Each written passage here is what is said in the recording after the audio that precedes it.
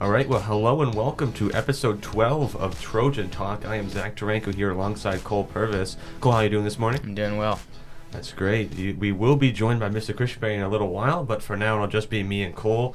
And we want to start this episode off by talking about the last regular season football game of the season for TA. It's their senior night, and this visiting team will be Scarborough coming to TA tonight. The game was originally for tomorrow, but the rain and the bad weather looks like it got moved down to tonight, which would be a nice Friday night lights game. Cole, definitely going to be, I wouldn't say the biggest challenge for the Trojans. Scarborough hasn't had the best season. They will have their star player, Jaden Flaker, back for the game. But what do you think TA is going to do in this last game of the season to get ready for the playoffs? Well, it's going to be an interesting matchup between the two teams because TA struggled a little bit with Oxford Hills because of their size, but with Scarborough, it's all about speed. And you said Jaden Flaker is back. He's going to really make a huge impact on this game. He can break off a big run at any time. You have to watch him as a kick returner, and just he's everywhere on the field. Scarborough, it's been a weird season. They have a first-year head coach, a lot of COVID issues. I think they could surprise us with how explosive their offense is with Flaker back. But the TA defense has a good opportunity to just get some more, to just get another win under their belt. And I think that the offense is going to have no problems tonight, and they'll cruise to a win. I don't think it's going to be that close. Yeah, TA has not really had to deal with other teams having strong special teams. Really, it's been the TA with the special teams and getting a lot of punt return and kick return touchdowns. But it'll definitely be, somewhat of a challenge. I wouldn't say something that's going to cause them to get a loss late in the season, but definitely, I think it'll be a fun Friday Night Lights, a senior night game, and a good end to the regular season, and then going into a bye for the first round of the playoffs. And so now we're going to talk about the girls soccer team, who last night had a going into the game with underdog number 5 against number 4 Scarborough for the quarterfinals of the playoffs, and they upset Scarborough at home. It was really chilly. It was a really long game, to be honest, but it was they fought right up until the end, played well.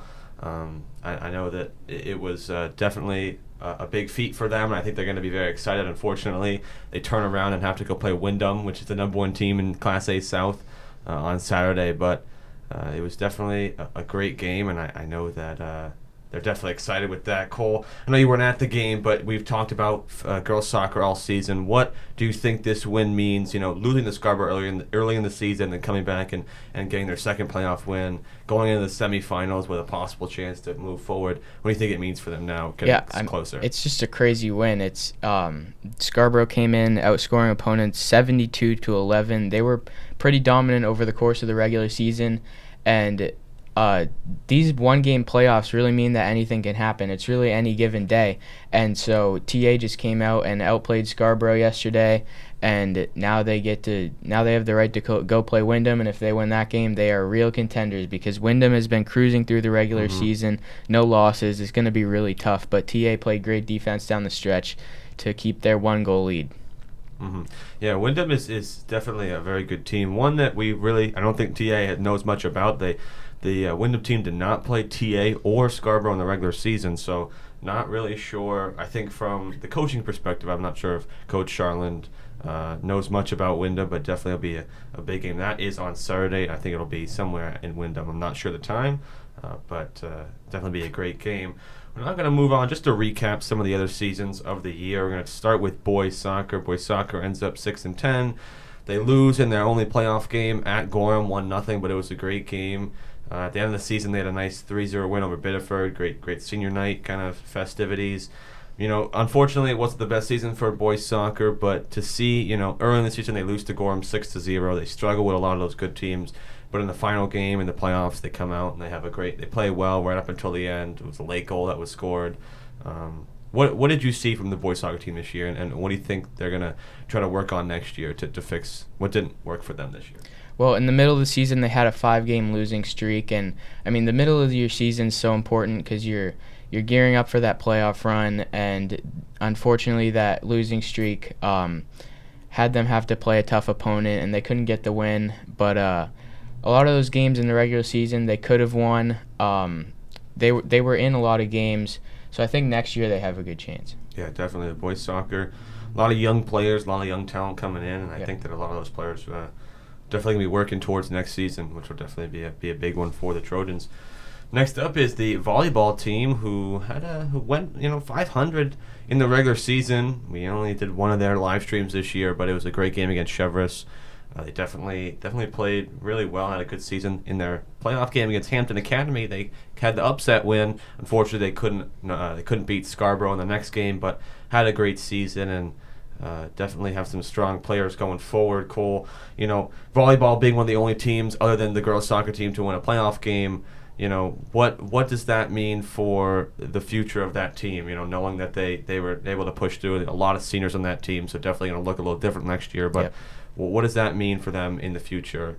Having some success this year. Well, for a 500 team, a playoff win isn't always guaranteed. So it's great for the program to just win a playoff game.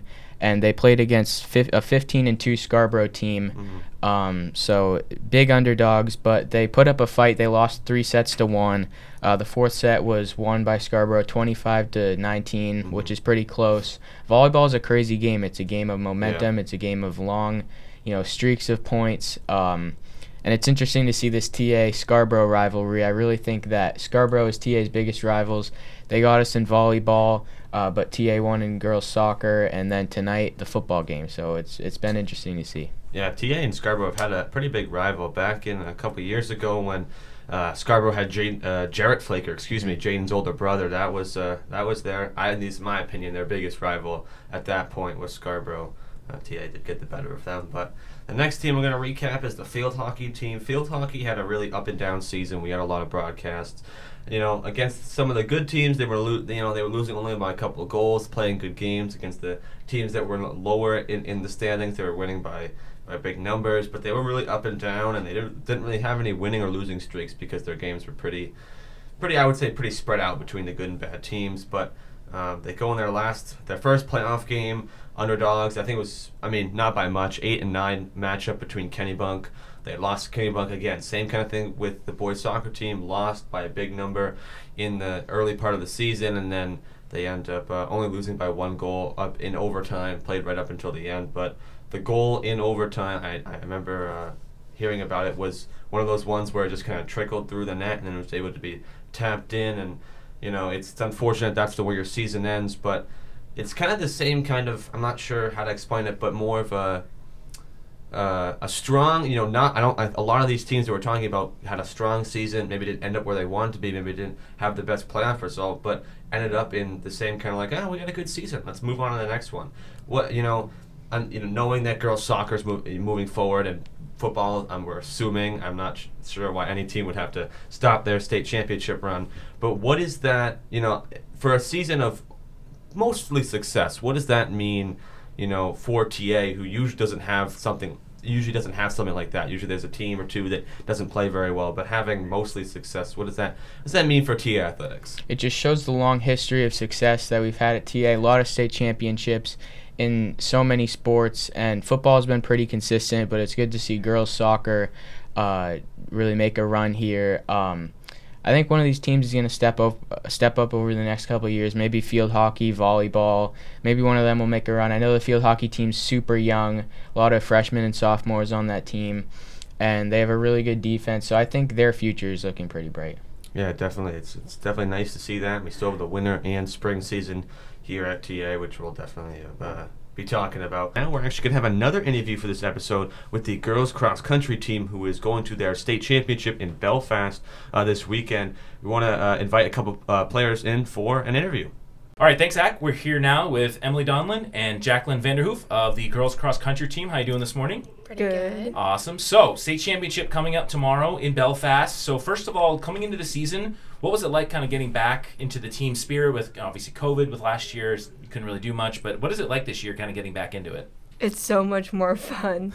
I don't know, we still have to wear our masks on the bus and stuff, but it's so much nicer not having to run with the mask on. I think it's also rewarding where we had that year taken away. We're really enjoying every moment and putting everything we can into our training too. So it's so much fun being on the track again. Yeah, and so talk to me a little bit about the team chemistry thing. How do you build team chemistry in a sport where you're basically running on your own? You're running as a team, But obviously, you may be very far away from your teammates. So what do you guys do to build team chemistry all year? I think we support each other through our track workouts. Like, it very much so is an individualistic sport, but we all know we're going through the same pain, so we're there to support each other through it all. And then it's really important to bond before and after practice and just catch up with people and get to know them. And There also isn't like groups. Like in track, there's like the jumps and the sprints, so everyone's kind of like separated. But this is like all one team. And like the boys and girls teams are also separated for track, but like this is just one team. And like I don't know, I feel like we just get along really well. Nice. So the coach is the same for boys and girls, or are they separated as well? Yeah, cross country is designated as co-ed, even though we compete separately. Okay, so you guys have the most. I'm not going to use the word weird. Eclectic style, like group of coaches like ever, with like Mr. Mendros, Mr. Marston, and like Mr. Davies. Like those are three totally kind of different people. So what is it like working with them on a day basis? It's hilarious. I don't know. Yeah, it's really fun. Like they're like really good coaches, but like I don't know how to explain it. It's not even like they're our coach. They're kind of like secondary parents to us because they get to know us so well, and like you have a good bond with the coach as well. It's not awkward or anything. So for those who maybe are watching this and don't really are listening to this and don't really know much about cross country, how is cross country different from track and field? You're running through the woods. It's a 5K. Like everyone runs a 5K, and there's not like different events. There's just like one race for the boys and then the girls usually. And what is it like running through the woods? Is it? I mean, you run in all conditions, right? So what is that like? You mentioned before, like people getting lost. Like, what is that like? Not that you get lost, but I mean. No, I think it's fun. It's every other sport, like you practice on the field. Like there's not much variety with scenery. We get to run through apple orchards and like, I don't know, cemeteries. We get to run everywhere, and it's really cool. And I think it challenges the athlete. Like, you have to pay attention to where you're going and what you're stepping on and make sure you're not tripping, and I think that's really good. Yeah, so you guys had a great season, obviously, and qualified for the state championship. Was that a surprise, or were you expecting that coming into the year? It was a surprise with like the place we got. We were expecting to get like we were expecting to like just barely get in, and like some of us, even when we crossed the line, they were like, I don't think we made states. And then when we got 5th place, we were like, wow. Yeah, Our coach didn't walked up to expect us that. and was like, "Girls, we got 5th," and we like absolutely Lost lost it. It was Awesome. the How best many feeling qualify? ever. Like how many teams qualify? 9 out of 18. Oh, 9. Okay, so you Yeah. were like comfortably in then. Yeah. For the boys, it was 9 out of 18. For the Right. girls, it was 7 out of 7, okay. 15 or 14. Okay, but still, yeah. So it wasn't like you were sneaking in. So Yeah. so when you look at going to Belfast? So is that a course that either of you have run before? No. So but, what is that like? Is it? Do you know how much you know about it before you actually show up? Well, people have told me. I've had like people who have run there. They say it's a really nice course. They say it's really easy to like get a personal best on it. And like it's pretty flat, but like it has some hills, but like they're the helping hills, not like the ones that just like kill you. Right. And I know you guys do your practices are a little bit different. Like you do yoga. Talk about that. Like what's that like? Yoga is so much fun. Like we have Coach Adieris leads us for the yoga, and it's you'd think like, oh, just keep running harder, but it's really important to dial back and like stretch. So that's been like really key, and the yoga is just something fun. It's like, I don't know, it's just Coach That's how we Adieris come is closer so as a cool. team too. Yeah. Oh, Like, I right, don't know, exactly. yeah. Great bonding. Yeah.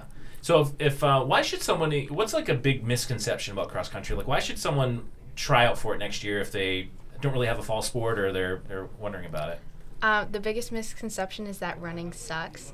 It doesn't. It's just, I don't know. I think like with the right team, like Right. it can be really fun, and I think this is a really good team because they're really welcoming. Everyone like supports everyone, and like we're all on different levels, but we can all like train together. And as you mentioned, like the scenery you get to see, especially in Maine, of all places, in the fall, as soon as like, I'm sure in the summer it's not fun to run in whatever 80, 90 degrees, but like this time of year must be crazy. Mm-hmm. So what is your goal for tomorrow? I mean, you want to win states, obviously, but like, what is your realistic goal both individually and as a team? Well, individually, I'm hoping to go to New England's, which is the top 25 of Class A, B, and C. Okay. I think the team is just really happy to be at states. I don't know, we would love to make New England's, but we don't feel any like pressure to make New England's. Like we made states our goal. Right. We're just trying to go and have like fun tomorrow. Excellent. Yeah, and I'm just going to go try to have my best race and enjoy my potential last race. So There we go. Okay, so how many? Just remind me, how many are actually going to run and count? So does everybody run and only a certain amount count from your team, or do you designate X amount of people are going to actually run in the competition? So we have 7 girls that are running, and I think the top 5 girls from each team are the ones who like put the points, who give us points. Okay, it's very similar to golf. Cool. Yeah. And lastly, Halloween. Would you do anything for Halloween? Dressing up or anything? Or I'm not personally. We're volunteering at the Pumpkin 10K On in Sunday. Old Orchard Beach, but other than that, probably sleeping. We'll probably be dead from States. Probably, yeah. It's going to be a long ride, so like 2 hours, right, to get Yeah. up there, so that shouldn't be fun. Well, good luck, and Thank if you you want to so give much. any shout-outs to any of your socials or anything? Oh, you should follow me on Instagram, jvanderhoof_22. And you should follow me. It's EJ Donlin 504. Awesome. Thanks for coming in, and good luck tomorrow. Go get the best you can do. Yeah. Thank Thank you. you. Thanks. Well, that's going to end our segment for TA Sports, but now we're going to start with some professional sports and talk about the Celtics. Unfortunately, not the best start to the season. Struggled a little bit. Jalen Brown had a great first game, but now they're just, as we've put it, just stink. Jeff, do you have any thoughts about the Celtics so far this year? They might just stink. And when I say stink, I mean, it's all relative, right? I mean, are they a playoff team? Yes. Are they a high seed playoff team? I don't think so. Are they a championship team? No, they're not. They have a new coach this year, and here's my problem with the Celtics. And I feel like there's a lot of arrogance around the team. I think that, there's no question that Jalen Brown and Jason Tatum are on the up, and I think Tatum's a top 15 player right now in the league. A lot of people have him in the top 10. I don't have him in the top 10 yet. I don't think he makes enough plays all around. I think he's a top 10 scorer, like probably bottom, between 5 and 10. Overall player, no, I don't see the effort on defense every night that he needs and otherwise. Jalen Brown, I think, is never going to be more than a top 30, top maybe between 30 and 50 NBA player, which is still a great player. But they don't have enough other assets. Losing Tice, I think is underrated because Horford, I don't know if he's going to be able to stay healthy. I just don't see the effort. And you're already seeing after 4 or 5 games that the coach and some of the players coming out saying, boy, we didn't really have that great effort tonight. And it's like, well, you're not good enough to just turn it on. And I think the problem is that being the young guys, and Tatum and Brown have been given the keys to be like, hey, you guys are the next big things in the NBA, kind of goes to your head a little bit. And my worry is, with the nature of the NBA, is both those guys have their big contracts now, their first big contract, and they're just kind of running out the clock for 2 years, playing well, but running out the clock for a couple years until they're like, all right, I need to jump ship to go to LA, Miami, something like that where I can win a title and make even more money. So, and I'm not even like crapping on them that much because that's just the way the NBA is nowadays. Yeah. So it's tough for me to look at this team and be like, oh, well, it's just a couple early season bumps because I just don't see where they overtake Miami, where they overtake Milwaukee, and that's just in the East, or Philly. Yeah. So I just think they just kind of stink, and I don't know if it's the coach's problem. Because again, last thing about this, they get this new coach. This guy's a first-time head coach. Like everybody's like, oh, he's a player's guy. Great, awesome, he's a great assistant. But to win a championship with a first-year head coach, really difficult. Yeah. So Cole, obviously, some teams in the Eastern Conference are a little better this year. I'd say like the Bulls and the Hornets are definitely a lot better. What do you think the Celtics have to do? I mean, in the long term, to just win games and be somewhat close to the playoffs, even though from where it looks right now, they're definitely probably not going to make the playoffs. Well, I think adding in a veteran would definitely help, and the intensity on the defensive side of the ball has just not been there. It's been the same story as last year. New head coach, but same story as last year. Like you said, they always come up to the podium after games and say that they need more intensity and all that stuff, but they don't actually go out on the court and do it at all. And I thought Dennis Schroeder would add to that intensity at all, but he really hasn't, and they're not winning games. It's been the same story as last year. They also don't have good play from their big men. Montrezl Harrell last night put up 25 points. He was the leading scorer for the Wizards.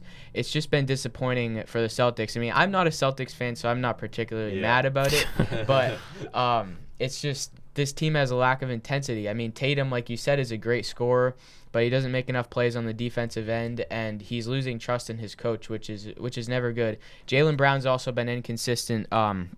His points this year, 36 in the first game, then 9, then 30, then 13. That is insanely inconsistent, and that needs to change. What you see from Tatum too is, I heard this on one of the other sports shows, is not getting to the line very much. He's into this mode now where he's going to be one of these shooters. He's going to be these guys, dribble, shoot at the end of the shot clock, try to get the foul, that kind of thing, which can work. But you're not Steph Curry. He's not that good. So I think that's the problem. And they keep getting down way too many points early on and then try to turn it on in the fourth. Yeah, it's just not working. Now we're going to spin it around and talk about the NFL. Last night was the first game of Week 8, is it? Week 8? Week 8, yeah. Week 8. Yep. And it was unfortunate. I picked Arizona, so my week is done. Lost to the injured Green Bay Packers, but we want to talk about the last couple of weeks in the NFL. And right now, it's the talk about who's going to win the NFC and go right. and basically be the Super Bowl contender. And right now, I think, in my opinion, it's between the Bucs, the Rams, and the Cardinals. And how the Cardinals played last night, unfortunately, is not a Super Bowl contending team against an injured Packers team. Jeff, who do you think has the best chance right now to win the NFC? Well, it's tough because, again, before last night, you were looking at Arizona and Cincinnati as the top 2 teams in their each conferences, which is not a great look for the NFL in the long run. So I think, boy, it's tough. I mean, Tampa Bay. I think Tampa Bay. I think Arizona. I still don't believe in them. I know they lost last night, which is unforgivable, to be honest, to lose at home to a really injured Green Bay Packers team. And Kyler Murray, I can't. Again, he's just one hit from being hurt. Just because of the way he plays. He's a fantastic player, but I think that Tampa Bay is the best equipped because they have so many weapons, and they have Tom Brady, best player in the history of probably any sport. Actually, I hate to say that now because he plays for them, but yeah, Tampa Bay. Cole, we know you, in the beginning you picked the Rams to win. Is that still your pick? Yes, it is. The Cardinals, I don't believe in them. I haven't believed in them all offseason. They've kind of been proving me wrong here.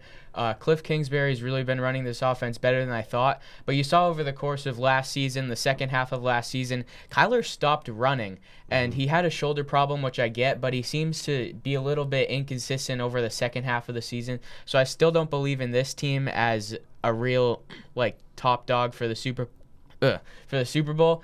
But I'm still picking the Rams. This is the year of Matthew Stafford. Their defense is great. I just think Matthew Stafford's going to light it up in the playoffs. The Rams are still my pick.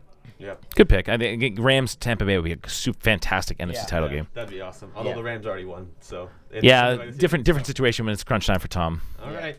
Well, we just want to wrap up quickly. We're talking about Halloween. Are either of you guys dressing up for Halloween? Yeah. So I had to dress up this morning as a narwhal. So check the social media for that. Not my choice. But I'm on duty this weekend in the dorm, so there's a dorm party, and I have a costume. I'm gonna dress up like a half traditional, half modern Mexican because I have a lot of stuff, and we have a lot of Mexicans here, so that'll be fun. Much easier than a narwhal costume. Yeah. Cole, dressing up as anything? I don't know. I'll probably decide a half an hour before. That's kind of usually how it goes. Yeah. So. I think if I do anything, I probably won't dress up that much, just to go out and get some candy because I've been craving some Halloween. Just dress in your Ken stuff, Yeah, that's easy. Yeah. All right, we want to thank you all for watching the 12th episode of Trojan Chalk, and we will see you all next week.